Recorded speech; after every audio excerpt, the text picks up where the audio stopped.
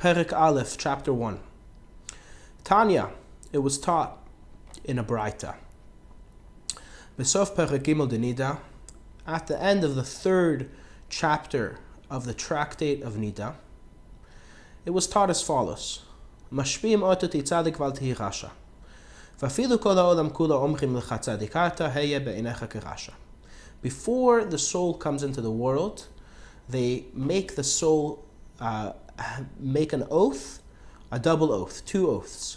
The first oath is that the soul should be a tzaddik, and we're going to speak a little bit about what that might be soon, and not a rasha, but the simple translation is a righteous man and not a wicked man.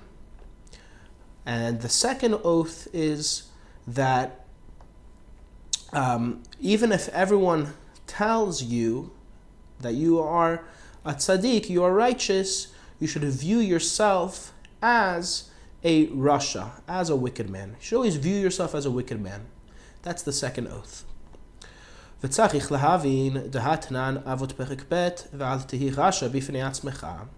we're going to start off with a question. I'm going to have a few questions. So question number one is, seemingly this contradicts a different teaching we learned in Avot chapter 2, not to be a wicked man in your own eyes. First we said that you should always view yourself as a wicked man. And now we're saying that you should not view yourself as a wicked man. So that's a contradiction. And v'gam, and also, not only is this a contradiction in the wording, but it's actually a contradiction in the essence. Im yihye be'einav kerasha, yira levavo, v'yihye atzev, v'liyuchal la'avod Hashem, b'simcha v'tuv leivav. So there's a twofold issue over here. Number one, if you view yourself as wicked, which is what the first thing we said was, then your heart will always be grieving that you're wicked. And you'll be sad, and you won't be able to be out of that sadness. You won't be able to serve God properly, with proper joy and a gladness of heart. But on the other hand, if you won't hold yourself accountable at all, and you'll say that I'm righteous, completely righteous, and whatever anyone tells me, I'm always right, then you'll come to stumble, God forbid. So it's a question of essence. How should we view ourselves? Should we view ourselves as wicked? Should we not view ourselves as wicked? And both are seemingly problematic. Just to give you a taste of what we're going to answer later in chapter 13, we're going to give the answer is that the first oath, when we said view yourself like a wicked man, and we're going to see that later on we're going to see that means not to view yourself literally as a wicked man, but to view yourself like a wicked man. What does like a wicked man mean? View yourself as a Beinoni. That's going to be the answer that we're going to eventually give in chapter 13. Stay tuned. Okay, moving further. So now we're going to start to explore this concept of a righteous man, a wicked man. So there's 5 levels we find in the Talmud. Tzadik v'tov lo, tzadik v'ra lo, rasha v'tov lo, rasha v'ra lo, u'beinoni. 2 kinds of righteous, 2 kinds of wicked, and someone in between. Okay? First is a righteous man, and good is his. The second kind is a righteous man, and bad is his. Okay, those are 2 kinds of righteous. What are the 2 kinds of wicked? First kind of wicked is he's wicked, and the bad is his. Okay, the second kind is wicked, and good is his. Okay, and the last category is the middleman. He's not neither righteous nor wicked. He's right in the middle. So we're going to obviously explain much later. We're giving the groundworks for the book right now. But now we're not going into the meaning of these terms immediately. Upirshu bagmara. Tzadik v'tov lo, tzadik gamuch, tzadik v'ra lo, tzadik she'eno gamuch. So the Talmud actually gives an explanation. a righteous man that good is his, that's a completely righteous. Okay, a righteous man and bad is his, that's an incomplete righteous man. And again, we're going to explain later. And then in Raya Mehemna, and the Zohar explains, that what is a righteous man and bad is his, that means the bad is subdued by the righteous man.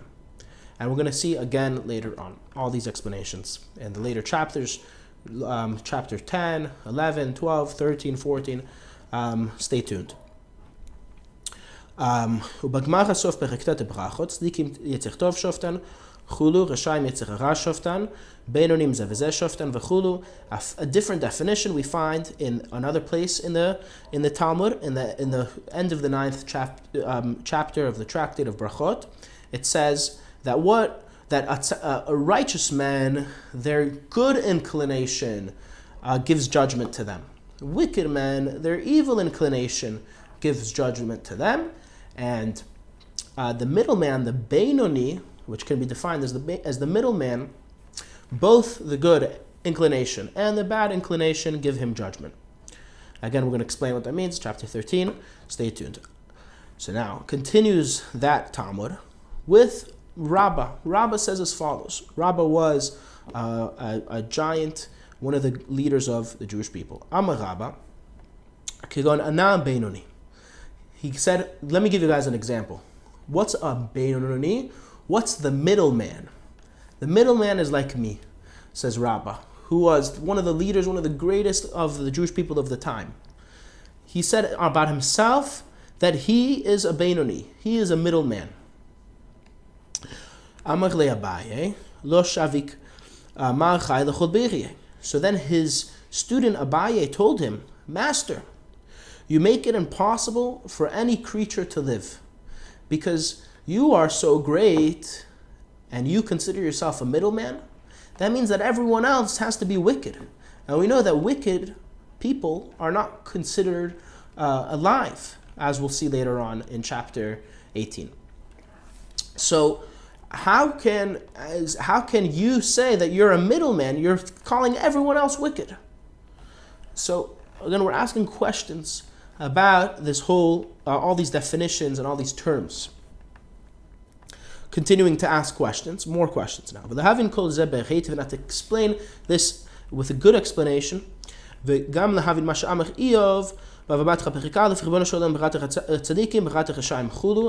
you look in another tractate in the Talmud, Bava Batra, the first chapter, you see Job or Eov. He was complaining to God, saying, how can it be that you created some people to be innately righteous and other people to be innately wicked? Meaning that a person is destined, according to this statement by Eov, a person is destined to be either righteous or he's destined to be wicked. How can that be? If we have a conflicting teaching.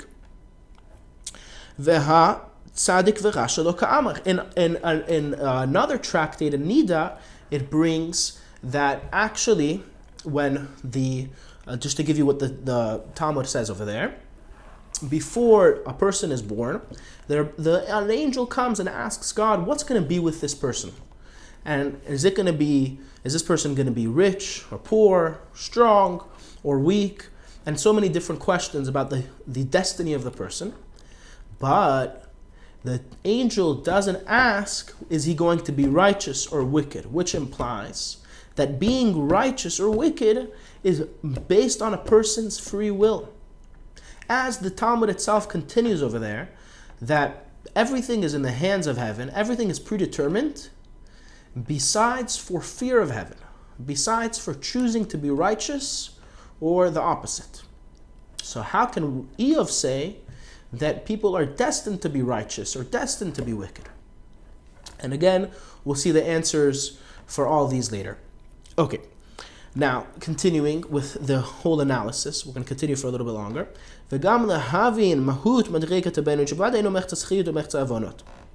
So now, a middleman, cannot mean, it's impossible that middle should mean a person that has 50-50. 50% merits, 50% good deeds, 50% bad deeds. So we're gonna give a long explanation why you cannot say that is a Beinoni, that is a middleman. ונודע דלא פסק פומי מגרסת שאפילו מלאך המוות לא היה יכול לשלוט בו, ואיך היה יכול לטעות במחצה עוונות חס ושלום. Because if you're going to tell me that he's half 50-50, 50 good deeds, 50 bad deeds, how could Rabbah, which we mentioned earlier, call himself a middleman? You know, Rabbah was so great and so righteous that even the angel of death didn't have power over him, because he was all the time continuously learning Torah, connecting himself to the teachings of the Torah, which would imply that he's on such a level that there's no way that he could fall in a form of having 50% sin, God forbid. So that can't be what a Beinoni is. A Beinoni can't be 50-50. Ve'od, another reason why it can't be,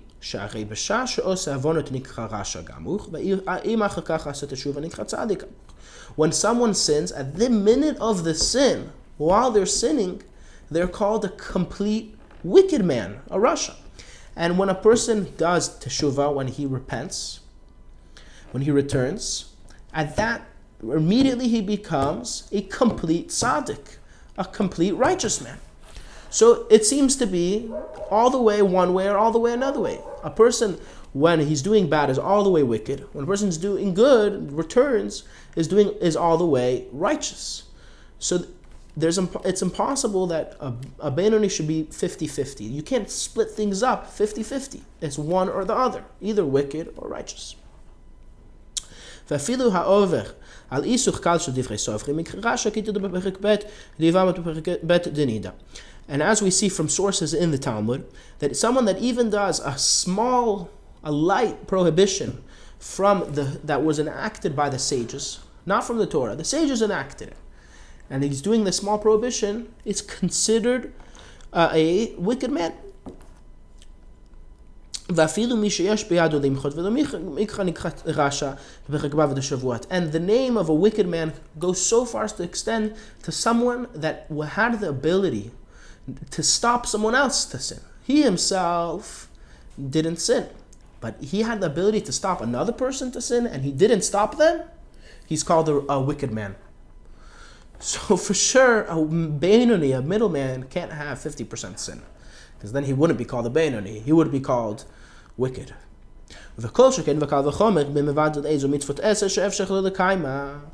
כמו כל שאפשר לעסוק בתורה ואינו עוסק שעליו, דרשו חז"ל כדבר השם ביזה, תיקחת וגומר.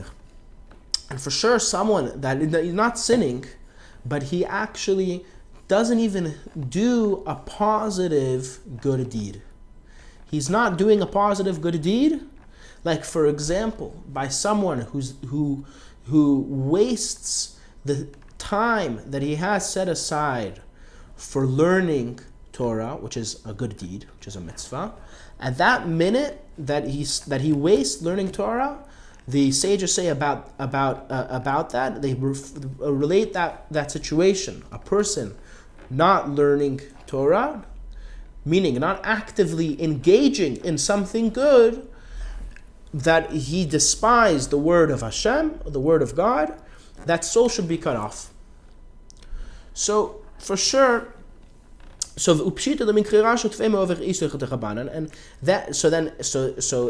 that for sure he's called wicked more than someone, like we said before, that does something that's prohibited rabbinically, because learning Torah is a mitzvah that the Torah has. The Torah says you must learn Torah. And for sure that's worse than someone that does something prohibited by the sages. So for sure that's called a rasha, someone that doesn't even engage in positive good things is also called wicked. So that means that a Beinoni cannot even have the sin of not learning Torah, of not engaging in doing something good as in learning Torah. That's the level of a Beinoni. And therefore, Rabbah himself mistook himself as a Beinoni, because he was always, like we said before, engaged in good things. He was always engaged in learning Torah. And therefore he was able to mistake himself as a Beinoni. Because a Beinoni is someone that learns all day and does good things all day. As we saw before, Rabbah was able to learn all day. He never wasted a minute for doing good things, for studying Torah. So he couldn't have been a wicked man, because a wicked man wouldn't engage. At the minute a person doesn't engage in good things, he's considered wicked. So Rabbah for sure wasn't wicked, but he could have at the very least been a Beinoni. And that was what he considered himself, as we said earlier, because he was always studying all the time. So now we have a side note. Haga Uma shekatuv bazohar chelek gimel daf resh lamed aleph. The Zohar says, so we brought a statement. There's a statement that the Zohar says, someone who has majority good deeds and a minority of sins, that is considered a tzaddik, a righteous man. So seemingly that's in contrary to all the things that we just said earlier. He sheilat Rav Hamnuna le'Eliyahu. That's the question of Rav Hamnuna to Eliyahu, but that's not the answer. The answer is that's not the case. A tzaddik is not someone that has a majority of good deeds. Instead,